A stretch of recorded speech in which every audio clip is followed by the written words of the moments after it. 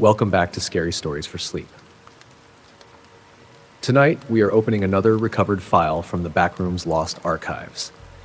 Most archive levels are removed because they are dangerous. A few are removed because they are impossible. But this file was removed for a different reason. According to the surviving records, every wanderer who entered this level described the exact same room before they disappeared. Not a similar room, not a room that looked familiar, the exact same room. Different ages, different backgrounds, different levels, different lives, yet every report ended with the same sentence: I've been here before. The strange part? The room does not exist. So settle in, keep the lights low, and allow tonight's archive to unfold at its own pace. And if you enjoy long backroom stories, recovered files, and quiet horror made for nighttime listening, make sure to check out the full playlist on the channel after this episode. Tonight's recovered file concerns a location known as Level 732, the Waiting Room. The level was first discovered after 3 MEG scouts vanished during a routine mapping expedition near Level 11.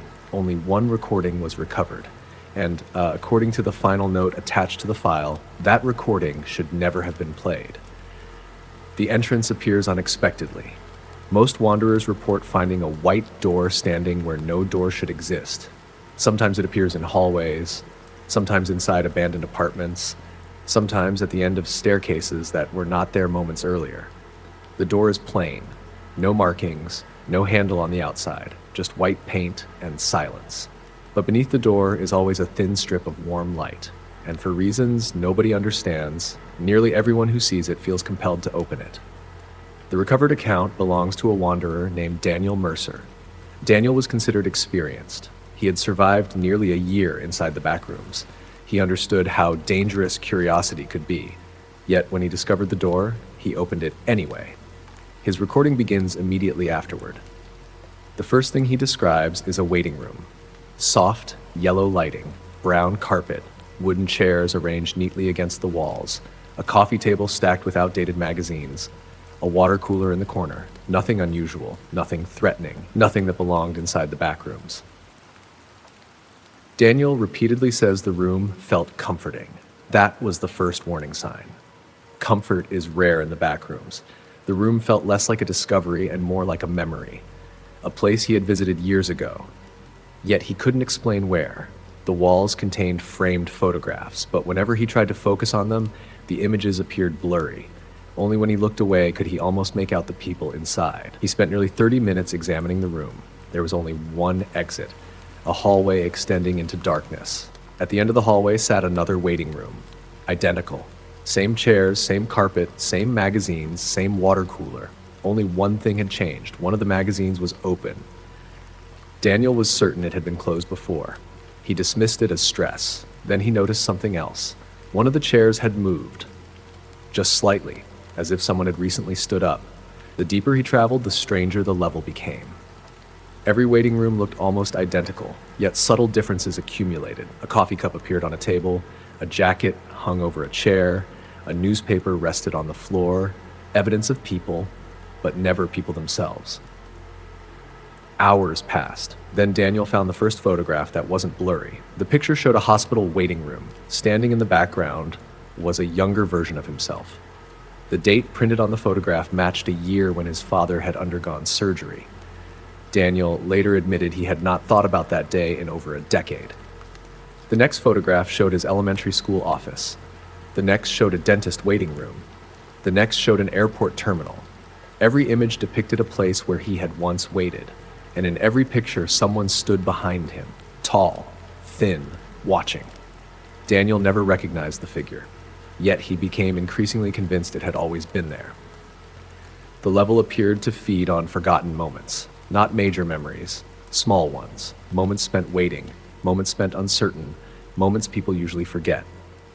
Eventually, Daniel began hearing distant sounds, footsteps, pages turning, someone quietly clearing their throat, always nearby, never visible. The recording grows increasingly uneasy from this point. He begins checking every room for signs of other wanderers. Instead, he discovers something worse. Nameplates. Small brass plates attached beneath certain chairs. Most were blank, but one contained his name, Daniel Mercer. The chair beneath it appeared worn. used, as if someone had been sitting there for years. Daniel immediately left. The next room contained 2 chairs with nameplates. The next contained 5. The next contained dozens. Every chair appeared occupied recently, yet all of them were empty. Then the voice appeared. Not a monster, not a scream, just a calm receptionist speaking from somewhere unseen. Daniel, your appointment is almost ready. The voice sounded friendly, professional, ordinary. That frightened him more than anything else. The receptionist never appeared, but the announcements continued. Daniel Mercer. Please remain seated. Daniel Mercer, we appreciate your patience. Daniel Mercer, you are next. At this point, Daniel attempted to retrace his steps. That was impossible. Every hallway now led deeper into the level. The waiting rooms became larger, the lighting became warmer, the chairs became more comfortable, the announcements became more frequent. The level no longer felt abandoned. It felt operational, like something was preparing for his arrival. Hours later, Daniel reached the final room. At least he believed it was the final room. The space was enormous, thousands of chairs stretched into the distance. Every chair contained a nameplate. Every chair appeared occupied, not by people, by impressions, indentations in the cushions, signs that someone had recently stood up. Only one chair remained empty. His chair.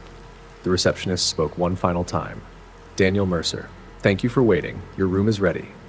The recording becomes distorted. Daniel begins breathing heavily. He says he can see someone approaching from the far side of the room, a figure dressed in formal clothing, carrying a clipboard, walking calmly between endless rows of chairs. Daniel asks who they are. The figure replies with a sentence that appears throughout the recovered file. We are the ones who make sure everyone waits their turn. The recording cuts. Daniel was never seen again.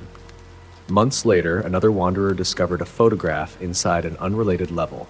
The image showed a massive waiting room, thousands of chairs, thousands of names, and among them sat a man quietly reading a magazine. The man was identified as Daniel Mercer. A brass nameplate sat beneath his chair.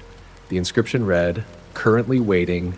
No known exit from level 732 has ever been documented." The MEG eventually classified the level as restricted. The official guidance is simple. If you encounter a white door standing where no door should be, do not open it. If you find yourself inside a waiting room that feels strangely familiar, leave immediately. If a receptionist calls your name, do not answer. And if you discover a chair with your name attached to it, do not sit down, especially if it looks comfortable. The final note attached to the archive remains unsigned. It reads, "The most dangerous places in the backrooms are not the ones that chase you. They are the ones that convince you to stay. People can resist fear. People can resist pain. People can resist monsters. But waiting is different. Everyone believes they can leave after one more minute, one more announcement, one more room. That is how the level keeps them." This concludes tonight's recovered file from the Backrooms Lost Archives. If you are still awake, thank you for listening. If you are beginning to drift off, allow the story to fade into the background now. You are not sitting in that waiting room. There is no receptionist calling your name. There is no chair waiting for you somewhere in the distance. This has been Scary Stories for Sleep. If you enjoyed this episode, make sure to subscribe for more quiet horror, recovered Backrooms files, and long-form stories designed for nighttime listening. And if you want more Backrooms stories to fall asleep to, we have a full playlist available on the channel that can play softly through the night. Sleep well. Keep the lights low. And if a door appears where no door should be, don't wait to leave.